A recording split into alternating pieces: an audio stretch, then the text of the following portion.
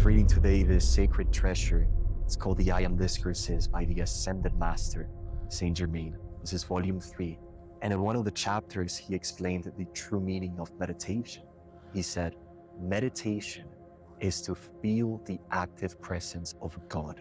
You cannot go into meditation carrying all of your troubles, your worries, your stories of the past. You need to drop that baggage, drop that backpack of rocks, and go into meditation to still your mind.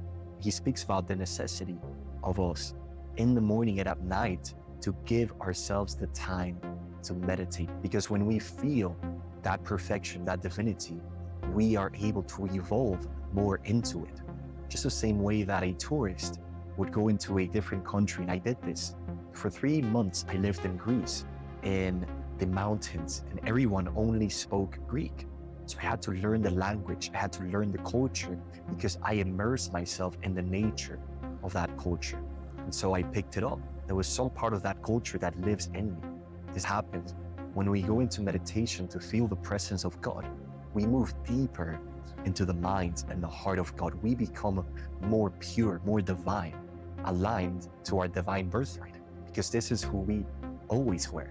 We're walking masters, and we're now remembering. So the journey is never about adding more stuff. It's about removing the layers of programming of the mind, those softwares that are faulty, that are limiting with human concepts and imperfections. When we're able to still the outer mind, go into true meditation, we are connecting with our true nature. We're returning to the true source of our being. And that gets manifested as heaven on earth. We are all being called to live heaven on earth. That is how God wanted its children to live, as heaven on earth. But because we have free will, the human, that is the privilege that we have as the children of God, is He gave us that gift of free will. Just the same way that the Creator has free will, we have it as well. Unfortunately, being absorbed by greed, by lust, by fear, by unworthiness, by the false nature, the false God of the ego, humans through free will, through thousands of years, have created our own limitations, embodiment after embodiment after embodiment. And so we have created, in a way, hell on earth, which is just saying we've just created so much suffering, dis-ease, lack and scarcity and poverty for ourselves. And we have forgotten where we come from. We have forgotten that we come from a royalty, that you are a walking master, that you are the son or daughter of the Creator of the universe. This privilege isn't only available to Jesus or to Buddha or to the great masters that we see out there. They became those masters because they realized this truth that I'm sharing with you today. So stop thinking that you're a beggar, that you are a servant, that you're powerless, that you're alone, that you're unworthy, that you're not safe, that you are bad, that you can't trust yourself or other people. Everything that I've just shared with you all comes from the false ego. That is not part of who you are. And so to get clarity, to walk back to the Father, to create heaven on earth, you can first discern and understand, who am I really? I am the heart of God. I am love. I am not the fear. That is all you need to know. So before, I was confused for many, many years. But when we separate the two, we see that we are not the shadow and the fear, and the guilt and the stress and the anxiety and the disconnection and the addictions.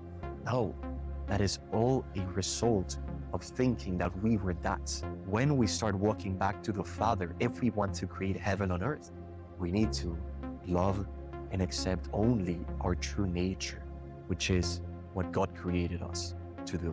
So as we do that, we can manifest heaven on earth. But it all comes back to knowing that you are the son or the daughter of the Creator. That is the truth. And if you know the truth, it shall set you free. And it's going to give you so much power, so much authority over your life, knowing that you are the only authority and governing presence in your life. That is God's will, because you're being trained to become more of your divine self and to shed the layers of a human. You're not meant to spend your whole lifetime, many lifetimes, stuck in the personality, stuck in the human.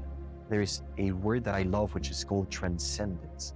This is not bypassing or spiritual bypassing. Eventually, we must stop accepting the human and we must start being our divinity, our sacred and true nature, so we can ascend, so we can transcend the fear that creates pain and suffering. And that's what enlightenment really means. It doesn't mean to go out into the mountains and be a Buddha and spend many years meditating, giving away all of your possessions, not having any desires. That's not what enlightenment really is. It's very simple. Enlightenment means freedom from suffering. And you can have it, I can have it, we can all have it, because we all come from the same Father. We all come from the same blood, from the same lineage of royalty. And this royalty is your inheritance to claim. But you can only claim it when you quiet your mind, when you let go of the limiting programmings of the past, when you open your heart and you feel and know the truth. I love you. I appreciate you. Rewatch this video if you need to. It's more of an energetical transmission than words or concepts. This is what you deserve. That's why collectively, all around the world, there's this increased levels of fear, of separation, of different things that are happening. It's all to shake us out of the old identities and the old structures of the ego, and to help us remember we always had this path to walk back home, but you need to choose that you want to walk back there. And you are inherently worthy and deserving of it because you were born that way. That is your lineage. And any resistance, any blockage, any words or thoughts or egoic sentences that come in and say bullshit, or this is not for me, or this is only for the masters or for the saints, you're doing yourself a big disservice.